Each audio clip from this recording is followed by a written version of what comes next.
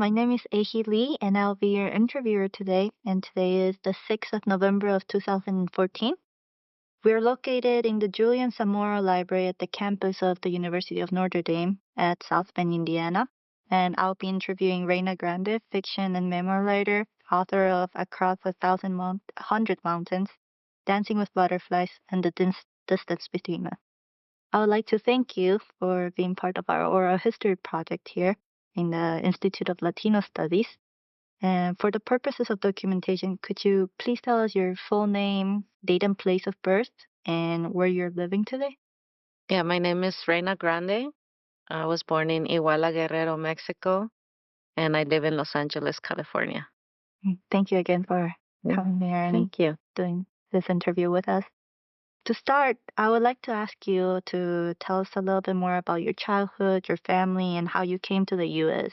I am aware that all this is like in your beautiful narrative memoir, but yeah, the distance between us, but please give us a summary. hmm Yeah, well, I was born in Mexico, in Iguala, Guerrero, and Guerrero is a very poor state in Mexico. And so when I was born into poverty, my family was very poor, and I was born in a shack made of sticks and cardboard with a dirt floor and no running water, no electricity.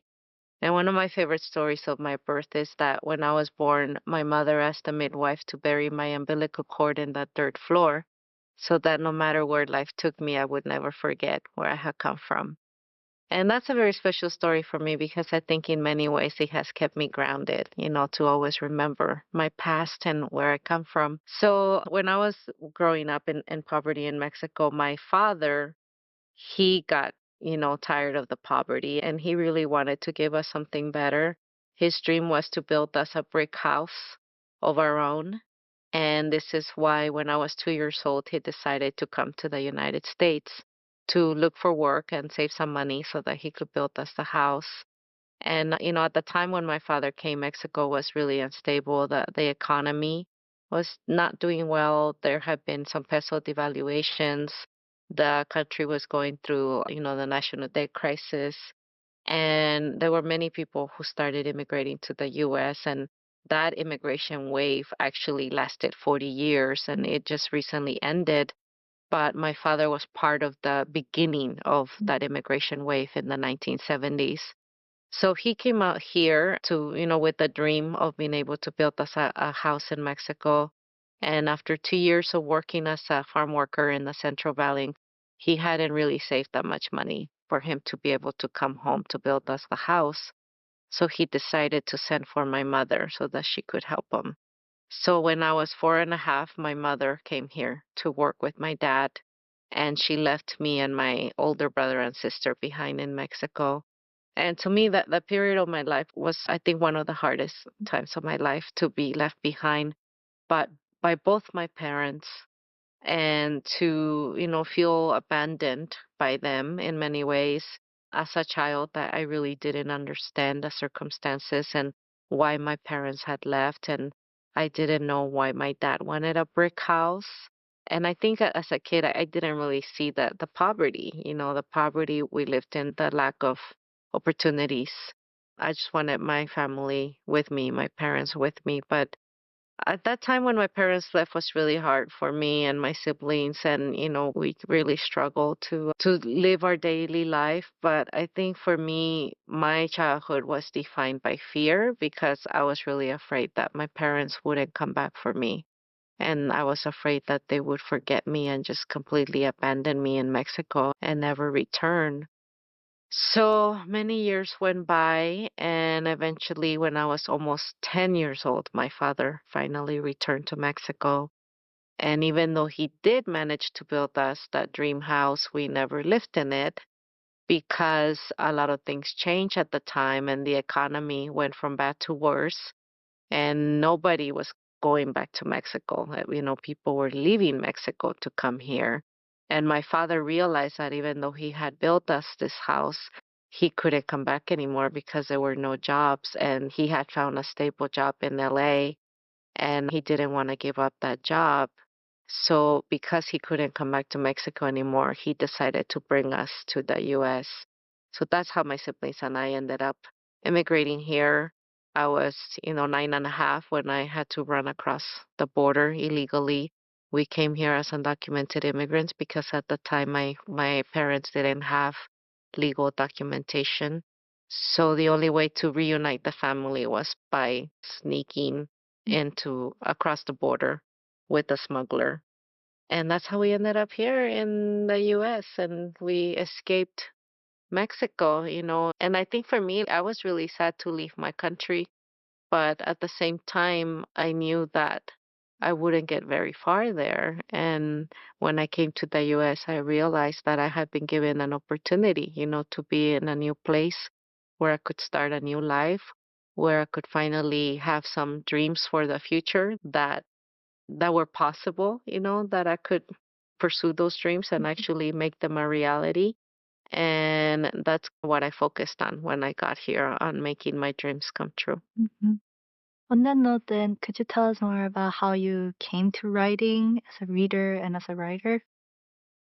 The way I came to writing was that I had some experiences, I think, as a little girl that kind of, led me to become a writer. And the first experience I had that I think was actually, a really powerful one was that when I was in Mexico and my parents were here, and I would think about my father's dream of building us a brick house in Mexico. And I didn't understand my dad's dream because for me, even though we were poor and we didn't really have a lot going for ourselves, I felt like a home is a home. Even if it's a shack of sticks, it's still our home. So I didn't understand why my father and my mother had to leave so they could build us another home. And I remember, because we didn't really have a television, so my siblings and I loved to listen to the radio, and they had like soap operas on the radio, and they had this program called Story Time where they would have tales and fairy tales and fables every night after dinner. And I remember one time on the radio, they had the story of the three little pigs, Oh. and when I heard that story, about the first two pigs that got killed by the big bad wolf were the pigs that lived in a shack Mhm. made of straw and sticks, the shack, where I had been born. And then the pig that survived the wolf was the one that lived in a brick house. And when I heard that story on the radio, I just remember how much it impacted me Mm. to hear about the brick house. And I thought about my father's dream. And I realized that my father wanted more than just a brick house, that to him it was really his way of feeling as a father and as a husband that he could protect his family. And the brick house meant that to him. It was his way of protecting us, of keeping us safe from the big bad wolf outside the door. And that story, it had that power to help me understand and I realized how powerful stories can be and how they can teach us lessons and they can help us understand the world around us. So ever since then, I started listening to more stories in a different way when I realized they were more than just entertainment and that I could learn a lesson from them. So I think I just fell in love with stories because of that. And I turned to stories as a way to help me cope with my situation. And then when I came to the US, with all the changes in my life, with, coming to a new country and having to learn English and learn a new way of life, I turned to stories again to help me cope with the changes in my life. So I continue to be an avid reader here. And so stories always played a big part of my life. And then I went from being a reader of stories to being a writer of stories. And it was an easy transition, to go from one to the other. And so I had an experience when I got to the US when I was in elementary school and I still didn't know English. I was going to a school that didn't really have resources for its immigrant students. And I was put in a corner table in my classroom and I felt marginalized and I felt excluded from participating in the class because I didn't speak any English. And halfway through the school year, my school had a writing competition where all the students had to write a story. And I was really excited because I had never written a story before. And so I was excited about writing my very first story, and I had to write it in Spanish because I didn't know English yet. And I remember that at the end of the week, the teacher collected our stories and she read through them to pick the best ones for the competition. And when she got to my story and she saw that it was in Spanish, she put it in the reject pile. And I remember that episode as being something that really impacted me because it to me, that rejection was a rejection of me as a person. Mm.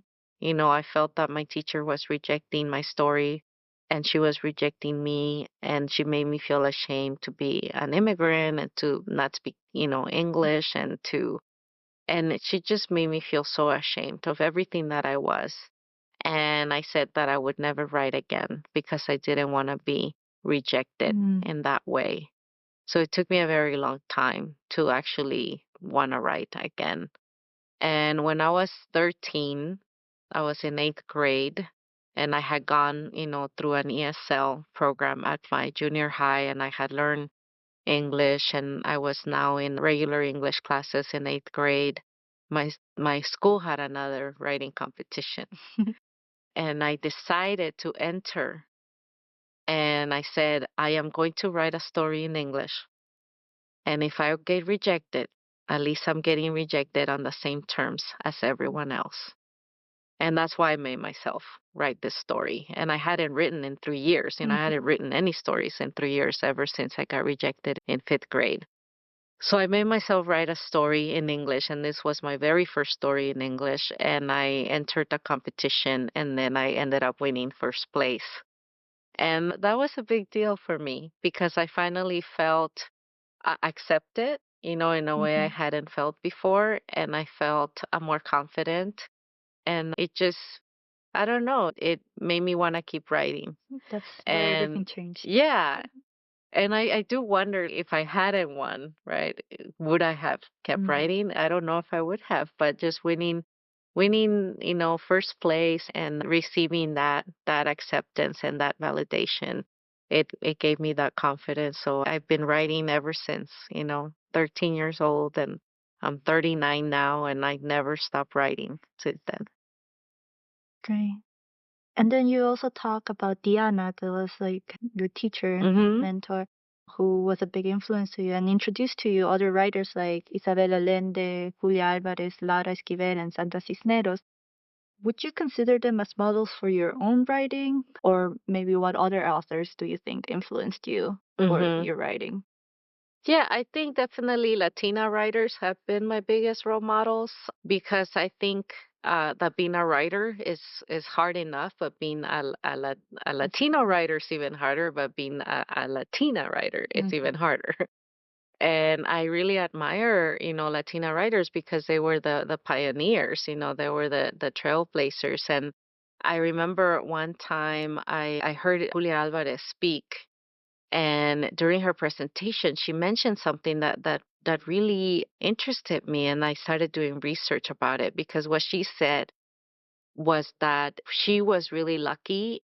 And then she mentioned, Sandra Cisneros, and she said that her generation of writers were really lucky because they started writing at a time where there was more interest in writings by Latina Mm. writers. And so I started doing some research on Latina writers, and I discovered how during the Chicano movement, they were fighting, for their rights, fighting to be heard, but it was a male dominated Mm. movement. And also in terms of, Chicano Latino writers, it was the males who were getting published and whose work was being read. And then the Chicana Latina writers had a really hard time putting their work out there. So they ended up like, starting their own presses and supporting each other. And then, some years later, all of a sudden, big publishers from the US started getting interested in their work. And that's basically how Julia Alvarez and Sandra Cisneros became part of the mainstream literary culture. So that was really interesting, to find out about who they were and all the struggles that they faced. And I know that as a Latina writer and the success that I have found, in my own career, I owe it to them, because they were the ones who fought to be heard, who fought to have their writing acknowledged. And because of all the work that they did, I have benefited from that. And so I'm really grateful to them, for everything that they did and for their continued support of the new generations. And that's something that I have seen with all of these Latina writers, that they're supporting, the writers from my generation and the younger writers. So that's why I do consider them my role models, because they taught me how to work hard, how to, always keep fighting for my writing and to not let anyone take it away from me. And they taught me to also look around me and try to support, other aspiring writers as well. Hmm. And also later you obtained like a BA in creative writing in and film and video from the University of California, Santa Cruz, and later received your MFA in creative writing from Antioch University. But how was your experience in these workshops? And you also had two works of fiction, the Across Hundred Mountains and Dancing Butterflies, that were published in Mm-hmm. 2006 and 2009, respectively. Did you work on them while in your MFA? Mm-hmm. Well, Across the Mountains, I worked on it when I was at UC Santa Cruz. That was actually my senior project. Mm, And when I started writing Across the Mountains, that was supposed to be my memoir. mm, And I ended up not being able to write a memoir because I was 22 years old, and maybe I was a little young to write a memoir, because everything I was trying to write about, I had just gone through it. So the pain was still very raw, and I hadn't really given enough time for me to be able to analyze things in a more detached way, and to really understand the things that had happened. So because I still wanted to graduate and I needed to write a senior project, I turned that memoir into a novel. And when I did that, the whole story completely changed on me.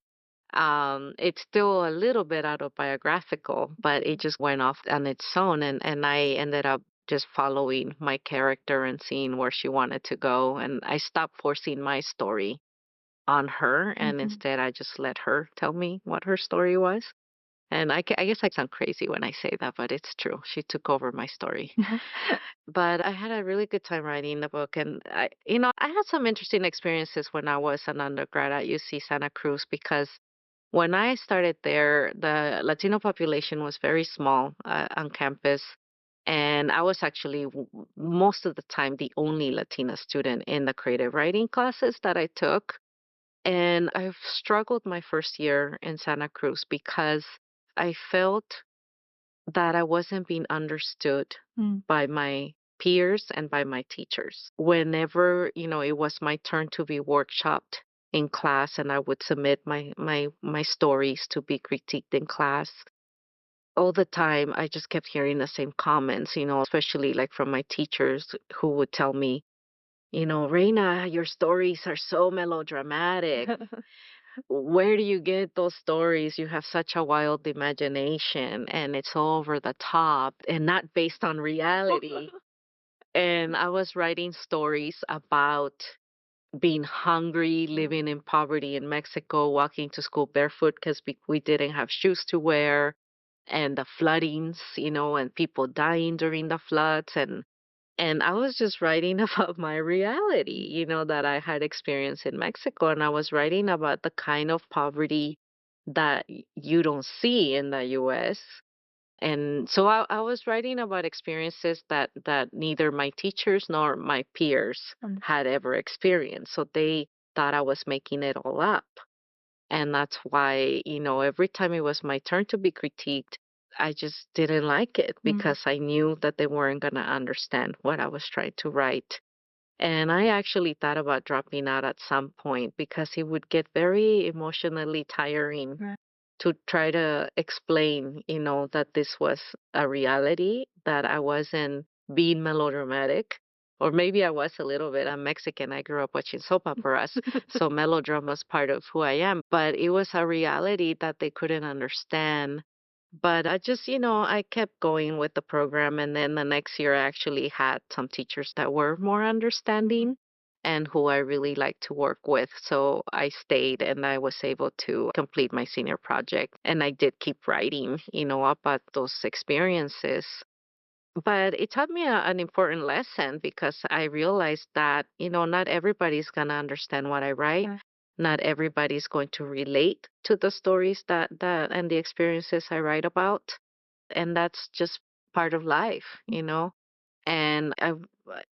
I had to rethink like the way I approach writing. And I also had to think about more, universal themes Mm. and how can I write stories where I can still tell my reality, but also be able to connect with my readers. Make them understand. Yeah. So those were some things that I learned from that experience. So across the 100 mountains, it was, something I worked on at UC Santa Cruz. And then with Dancing with Butterflies, I worked that on when I was getting my MFA, I Mm. worked on that book during my program in the MFA. Um, in one of your interviews, you explained why you decided to part from fiction to write a memoir. And here I quote, even though my novels are very personal and the material I write about is drawn from my own experiences, they are fictional stories. After I completed my second novel, I wanted to write this real story about my life before and after illegally immigrating to the US from Mexico. I wanted to shed light on the complexities of immigration and how immigration affected my entire family in both positive and Mhm. negative ways. Could you talk more about how the process of writing your memoir began? And also, for me, I've always felt that the memoir genre, in contrast to fiction, requires a sort of othering of oneself, like distancing when writing about one's own life because it's it's personal. Mhm. So could you share with us how different the writing of the distance between us, your memoir was from writing your other novels, your fiction novels? Mhm. Well, I think with novels, it's a different approach because with a novel, you're actually creating the world from scratch. You create the world, you create the characters. So you're building from the bottom up, so you go from like here to here.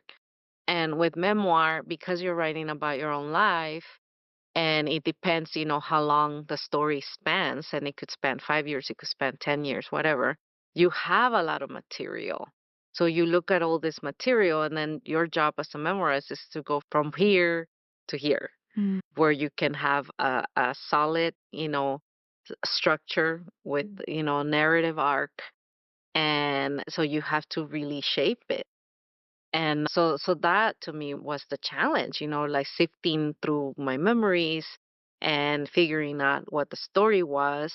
And then also thinking of my life in terms of plot points, which, we never think of our lives or, oh, that's the inciting incident. Oh, that must be the midpoint, and oh, this is the second plot point, and this is the climax of my life. So I had a hard time thinking of my life in those terms. And then also, because I was writing memoir, I said, well, this is true. I can't make anything up. I would have a hard time even writing dialogue, for example, because I couldn't remember 100% that this is what people said. So then I wouldn't let any of my characters talk. And there was very little dialogue. There were not a lot of details also because there were things that I couldn't remember. So my my first few drafts were pretty terrible. And then I had a talk with my former MFA teacher, and he explained to me, that what a memoir was.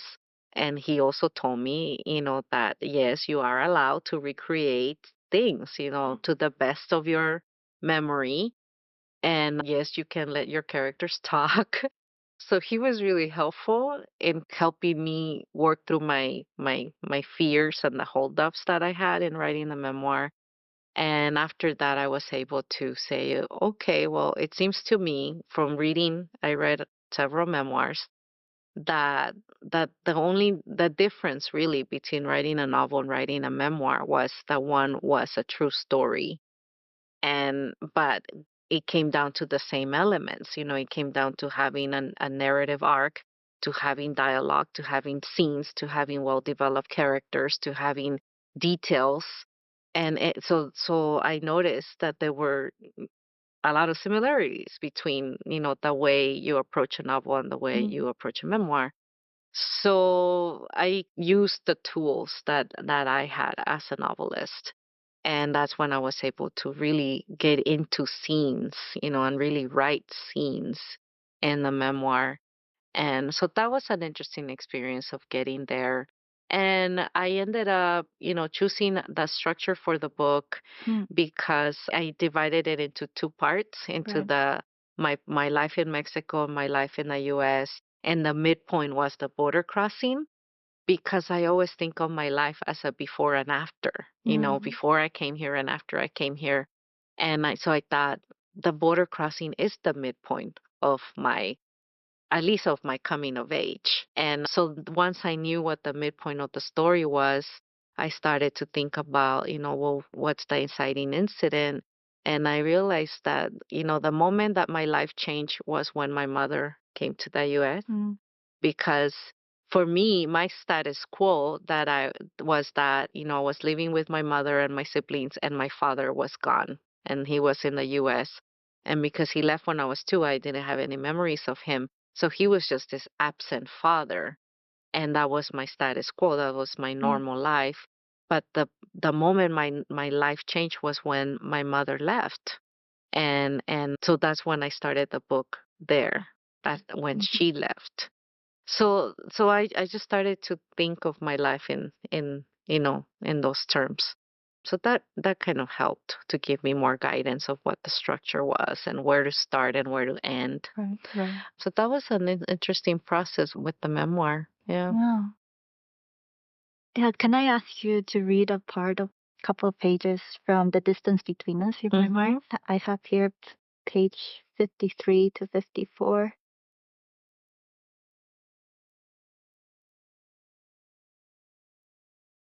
Like from here to the end. Um, just yeah, just from here to Where it says no? yes. Oh, okay. No, I said. Mago looked at me, and I knew that sooner or later she would make me do it. Mago, you shouldn't eat things from the ground. They're bad. They've been kissed by the devil, I said. Mago waved my words away. Those are just tales Abuela Vila likes to scare us with, she said. Abuela Vila used to say that when food falls to the ground, the devil, who lives right below us, kisses it and taints it with evil. Look, I don't know if the devil exists or not, and I don't care. I'm hungry, so go get it. Mago pushed me toward the mango, but I shook my head. Tails or no tails, I wasn't going to risk it.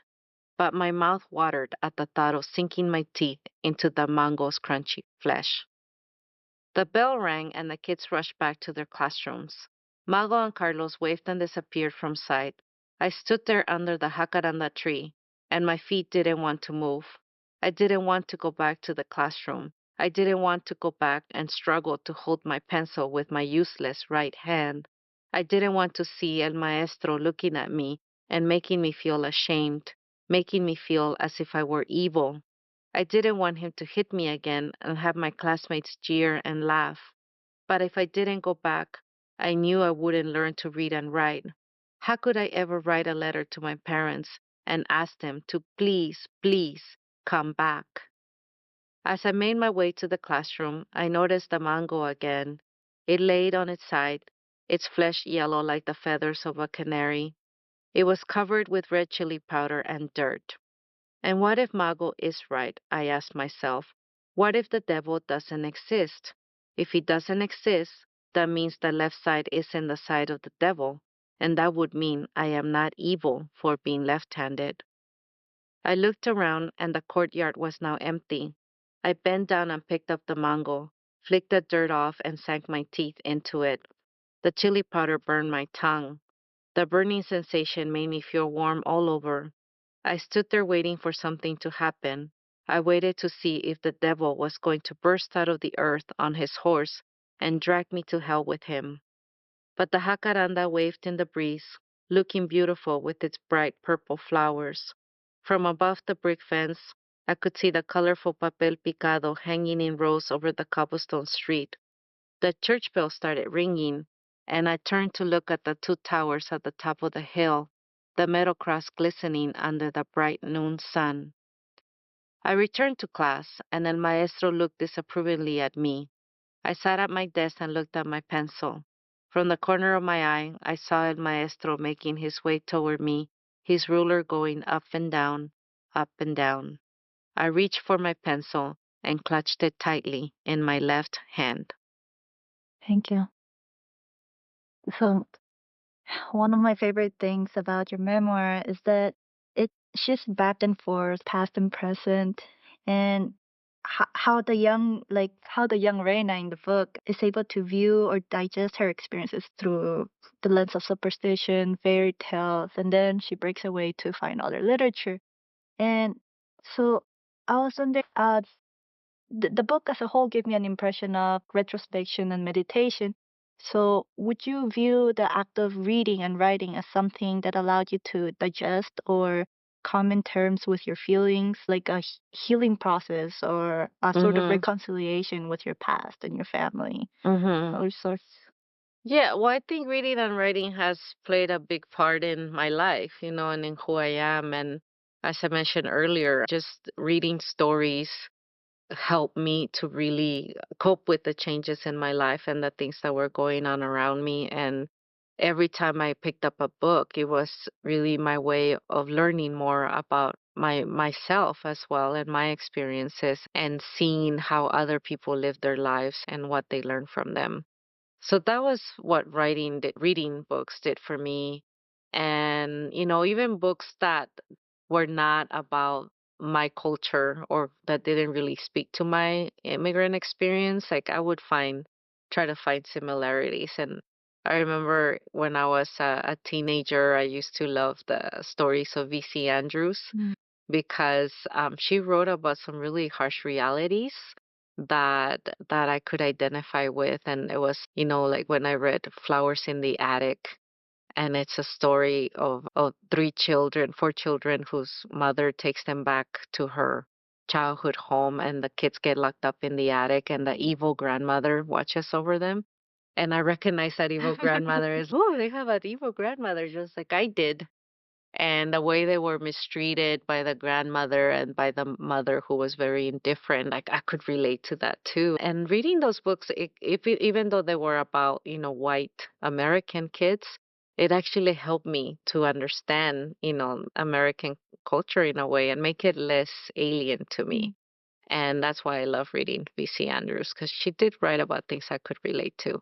But yeah, reading for sure was something that really impacted me and that helped me, to deal with my own problems.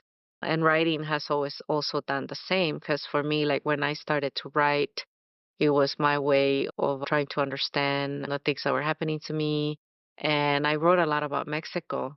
And, I've always written about Mexico. Most of my work has been about Mexico because it's a big part of who I am. Mm. And when I left Mexico at 9.5, I realized that I was losing something there. I was losing my connection to my native country. And having spent, 30 years in the US has made me more American than Mexican in many ways. And also when I go to Mexico to visit my family there, I get treated like an American foreigner. And, even though I say, well, my umbilical cord is buried here in Iguala, so I'm Mexican, and I don't get treated as 100% Mexican. And so that has been a challenge for me to understand that the minute I left Mexico to immigrate to the US, I was losing a part of myself there, losing that connection to my country. So I have tried to keep that connection alive by writing about it and by, remembering my life in Mexico and the things that I learned there, the things I went through there. So that's why for me, like, sometimes I feel that I'm looking at Mexico from the outside, but I also know what it's like to live there, and to live in that poverty that my family still lives in that poverty there in Iguala. So I like to write about it. I like to explore my past and where I come from, and it helps me to always remember my beginnings. It keeps me grounded, and I think I'm always gonna write about Mexico. Hmm. Yeah. I actually have a part that a couple of pages that I want you to read about that too. It's actually in both of them. I find that Soledad also Yes. experiences those Yeah. feelings. So maybe let's look at those two. Here we go. Sleep. It's from here Hmm. to the next page. That's Oh, okay. When I returned to Abuelita Chinta's house after visiting my friends, Mago was angry at me. Where have you been? She asked. I'm the one who brought you here, remember? You can just do what you want. I wanted to leave for Acapulco today, and I'm so sick of this place. Now look at what time it is. I wanted to spend time with my friends before we left, I said. She pointed to the shacks on the other side of the canal where Meche lived and said, I don't know why you want to be over there with that trash. What do you mean, trash? Have you forgotten that this is where you come from? I was so furious, and before I could stop myself, I pushed her. Just because I used to live here, it doesn't mean that I still need to be friends with these people, she said, pushing me back. Let them dare call me a little orphan now. You conceited brat, I said, pushing her even harder. Next thing I knew, Mago and I were pulling at each other's hair and tumbling to the ground. Reyna, Reyna, leave your sister alone, Mommy yelled. But I couldn't stop. I didn't know why I was so angry at my sister. How could she just sever the ties that binds us to this place, to these childhood friends of ours who weren't able to escape this poverty like we did? I was so angry at her for quitting college and ruining her chances for a successful life. Now I realize that we owed it to them, our cousins, our friends, to do something with our lives. If not for us, then for them, because they would never be able to. I understood so clearly now why Papi said there were so many people who would die to have the opportunities we had, who would kill to get their hands on a green card. Magos and Carlos's refusal to see that angered me more than anything. Stop, Mommy said. And finally I did. Mago looked at me as if she didn't know me. I ran into my grandmother's house crying and feeling ashamed. For the first time in my life, I had raised a hand to my sister. How could I stop myself from feeling sad that Mago no longer cared about Mexico, that she didn't think of this place as special because it was once our home? Her home was now the United States. Unlike me, she had no accent when she spoke English. Now I knew why that was. Even in her speech, she was trying to erase Mexico completely. I didn't know if I ever could or would want to. thank you. And this is the part when you go back to Mexico after being in the Yeah, we were States, right? here for almost 8 years, and then we went back when I was in high school. Mm. And it was such a shocking experience for me because, I had always remembered Mexico. And when I went there, I finally saw that poverty because having spent 8 years in the US, I saw my hometown with different eyes. And it was then when I finally saw the poverty that I had lived in, and I couldn't believe that's where I had grown up. And it was also the time when I realized that I was more American than Mexican, and that people there in my hometown, they didn't treat me the same anymore. And it was when I realized that I spoke English better than I spoke Spanish, Mm. and I was trying to communicate with my cousins and my grandma and my aunts and uncles, and I kept stumbling on my Spanish. So it was an eye-opening experience for me Mm. when I was there that time. And but it also helped me realize to see why my father had been such a tyrant, and why he had wanted us to educate ourselves and to really get ahead because he knew what he had saved us from. And so that it helped me to realize that too. And so it was a moment for me when I think for me was when I really made the commitment, to really work hard at my Mhm. education because of that trip. So, in that sense, how would you say all this informs your concept of what home is for you? Like, where is home now for you? Or how would you describe home? Well, I think for me, I had to create my own space because obviously Mexico didn't really feel like home anymore. But then, in the US, it also didn't quite feel like home because, as an immigrant, I've always had to prove my Americanness and also had to deal with not being completely accepted or included. And so I think for me, home is just the space that I have created myself. And my writing has been that space, Mm. where I could write about Mexico with some authority, because I was born there and I lived there long enough to be able to write about it, in a way where I know what I'm writing about. And then, when I write about the US, I also feel that write about it with that, some authority because I have lived here for 30 years and so I know the two countries. And in my writing, I never have to choose between Mexico or the US. Mhm. And I know who I am and I know where I live and I know where I belong when I write. Mm. So that's my home. That's the space that I have In created your for me. writing.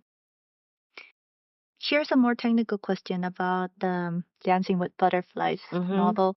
I'm curious about the writing process, like how the four voices, like Yesenia, Soledad, the sisters Elena and Adriana, are braided throughout the novel. And how did you design or develop each one of the characters? And how did you decide, like, how to organize them? Because the four of them, like, talk in first person and then they're braided through the novel. So Mhm. just. Yeah, that book, it took me 4 years to write the book. And when I first thought about the book, it was actually just going to be a story of Adriana and Elena. Ah, So it was a story of the two the sisters. sisters. And they were a little bit it was a little bit inspired by my relationship with Mago Mm. in the way that it became later on, in that the separation, when she moved out and I found myself without my sister for the first time. That was one of the darkest moments in my Mm. life, to find myself without my sister and to realize that from that moment on, I had to face the world by myself. Uh-huh. And that was so scary, such a scary place to be.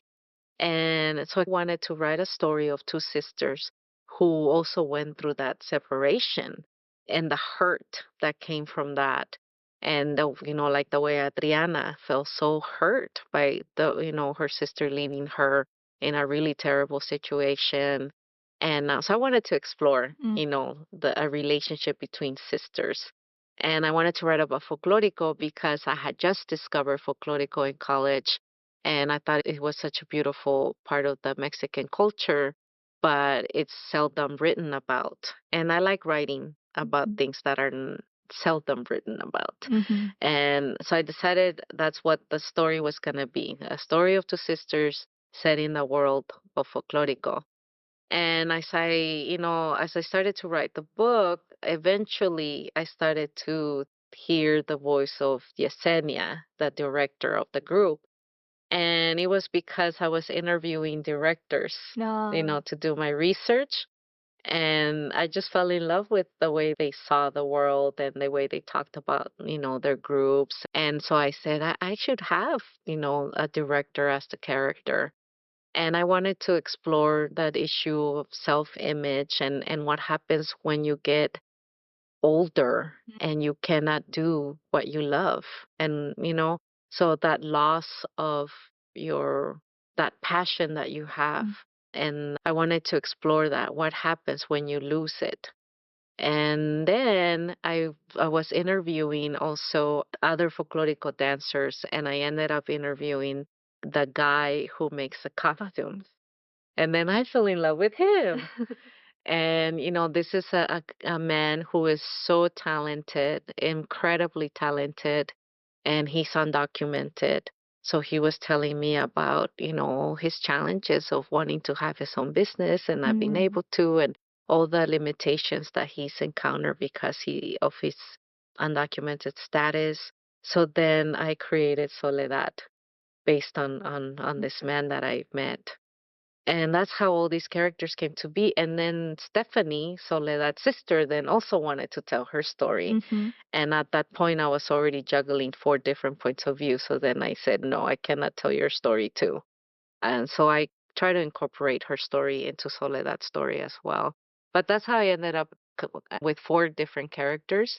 And that was actually a really fun story to write. It was very challenging. And because it's told from a first point of view, I really wanted to make sure that each voice was very different for each character. And then I had to map out their stories and how they were going to intersect and how I was gonna keep the pacing moving forward every time I made that switch to the next character. So I worked very hard on that book. Actually, it was a very challenging book, but it was also very rewarding to write the book. I bet. Generally, your books center around the themes of poverty, family, immigration, their tragic consequences, their good consequences, romance, assimilation, opportunity, and education. How do you see your readers, Latinos and non-Latinos, connecting to the issues uh, through your works, like through your voice? What would you say that you wish to convey to them the most? hmm I think for me, there's different kinds of responses that I have been getting from different readers. The first response is, especially with the memoir, I've been meeting a lot of immigrant students who read my book and they tell me, you told my story. That's my story. That's what happened to me. And then they said that after they read my book, they felt less alone because they always thought that all the things that were happening to them only happened to them. And yet, when they read my work and they realized that it's happened, to other people, and they said your story made me feel less alone. Mm. And it also, they feel inspired that someone who came here as an undocumented child immigrant could go on to do all the things that I've been able to do, and that also inspires them to keep going, to keep pursuing their dreams. And that is the most fulfilling thing I could ever hear, just to see how I've touched these young students and to encourage them to also, pursue their dreams. And then I've also heard from a different set of readers, and these are readers who are child of immigrants or, or their grandparents were immigrants, and when they read my work, they said, I finally understand what my parents went through or what my grandparents went through. And so, in a way, I feel that I have helped them reach across the generations in their family and to be able to understand, what those generations went through when they got here. And that also makes me feel really happy to hear that because I think it is important, for the new generation of kids who are born here, it's important for them to retain, that connection to their past, to their culture, and to never forget, where their family comes from. And then the other kind of readers that I've heard are, readers who are not that familiar with the immigrant experience, who don't have maybe immediate, family members who are immigrants. So they have lost that connection to their immigrant past. And that has been really good to hear from them when they said that by reading my book, they have been able to understand the issue of immigration in a different way because most of the time when people hear about immigration they hear about it from the media or from politicians and they seem to dehumanize the issue and they talk about about immigrants as just numbers, but in my memoir I really made the point of writing about immigrants as people and to give them their humanity, and to say these are human beings that we're talking about, these are families that are being affected by immigration. And so that has, helped people who don't understand the issue to hear about it in a different way and to really understand, what happens with our immigrant families and all the struggles that they face and the sacrifices they make and the price that they pay by coming to the US. Thank you. Thank you so much. It was great being here.